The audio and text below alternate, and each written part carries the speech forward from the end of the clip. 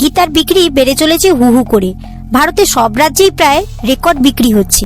ঘরে ঘরে পৌঁছে যাচ্ছে গীতা বিক্রির কথা। এই গীতা বিক্রি বাংলায় পাশাপাশি অন্য ভাষাতেও বিক্রি হচ্ছে। ভারতবর্ষের বিভিন্ন জায়গায় তো বটেই, তাছাড়া বিদেশ থেকেও এই গীতা বিক্রির চাহিদা প্রচুর। অন্যান্য ধর্মগ্রন্থের চেয়ে গীতা সবসময় এই বিশেষ আকর্ষণ হয়ে উঠেছে। হঠাৎ এই গীতার বিক্রি 3 গুণ বেড়ে গেল। অতীত থেকে বর্তমান সবসময় এই গীতার কথা আলোচনার কেন্দ্রবিন্দু হয়ে উঠেছে। বহু মানুষ এই ধর্মগ্রন্থ পাঠ করে যেমন আনন্দ পেয়েছে, তেমনি হতাশার হাত থেকে মুক্তি পেয়েছে। কিছু মানুষের আবার দেওয়ালে পিঠ থেকে যাওয়ার পর তার হাত ধরে ঘুরে দাঁড়িয়েছেন।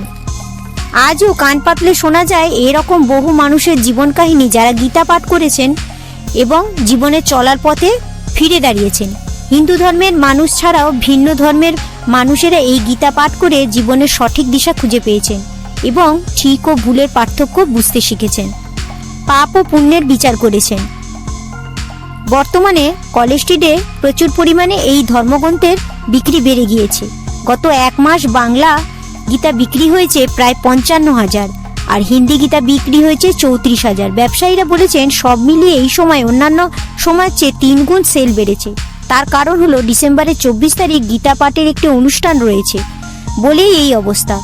আবার এটিও বলা যায় দিন দিন মানুষের গীতার প্রতি রুচি বৃদ্ধি পেয়েছে আর সমাজও আগ্রহী হয়ে উঠেছে। এই থেকেই গীতার প্রচার বেড়েছে।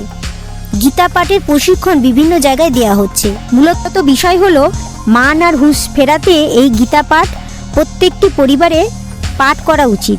এই ভিডিওটি ভালো লাগলে লাইক আর সুন্দর একটি কমেন্ট করবেন। আজ আসি, নমস্কার।